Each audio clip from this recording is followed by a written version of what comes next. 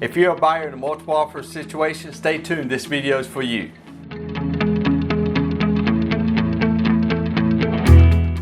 Hey, this is Jason Walters with the Walters team, here to talk to you today about multiple offers.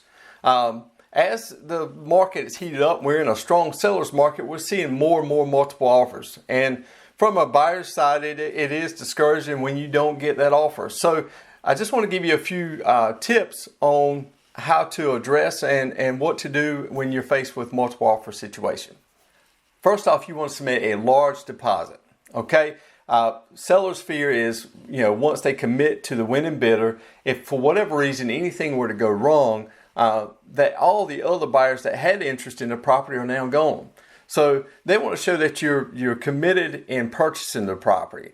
Also, too, that money, earnest money, it goes towards your balance at closing anyway. So any down payments that you would otherwise pay, you're just kind of paying that in advance. So it's money that's going to be applied at closing either way. So this does show that the seller that you're committed to purchasing their property. The second thing is to be pre-qualified.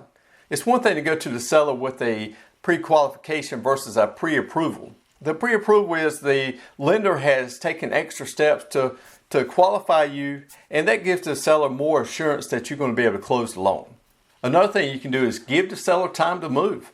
A lot of sticking points. Sellers are juggling multiple closings. They're closing there on the house that they're moving into. They're closing on the house that you're buying. And a lot of cases, they have to be out in the same day. So if there's an option there to give them time to move after closing, that would really put your offer above the crowd. That will relieve some stress from the seller and make your offer stand out above most others that are going to have them moving everything out in one day.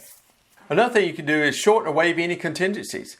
Any loan or inspection contingencies, reduce the inspection period.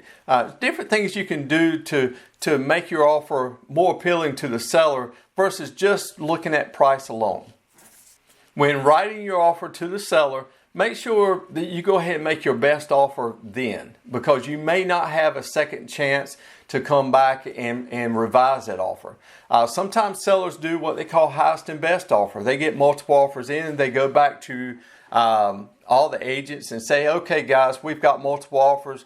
We're going to do highest and best. We need your highest and best offer in by tomorrow at 5 o'clock. Whatever the case may be, but that's not always the scenario. Some cases, sellers get a perfect offer in right away and they just sign off on it. So there's no second chance for everyone else to come back in to revise their offer. So give your best offer up front. That will ensure or the possibility of you getting your offer accepted. Another thing to consider when writing your offer is to eliminate or reduce the amount of personal items that's asked for. Also, in addition to that, is your closing costs. I would not, in a multiple offer situation, expect any closing costs to be paid by the seller. Now, in some cases, you can raise the amount up of the offer and include the closing costs in that aspect. But coming from the seller, typically you lose your edge when you're asking for a lot of closing costs within writing your offer. And finally, the seller has an emotional attachment to this home. So write a letter. Write a letter explaining what you like about the home, or if there's any details about the family that you'd be willing to share, and how you're going to enjoy the home once you're there. Have your agent present that with the offer. In a lot of cases with offers that are close together, I've seen the times where seller has accepted a lesser offer because of the letter. So don't be in such a hurry that you skip this process. Write a letter, send it in. Send it in with your offer. Also, have your agent reach out to the listing agent and find out what is important to the seller as far as getting the terms and everything together. At the end of the day, being in a multiple offer situation is tough. So look through these ideas and see if anything fits for you within your current situation.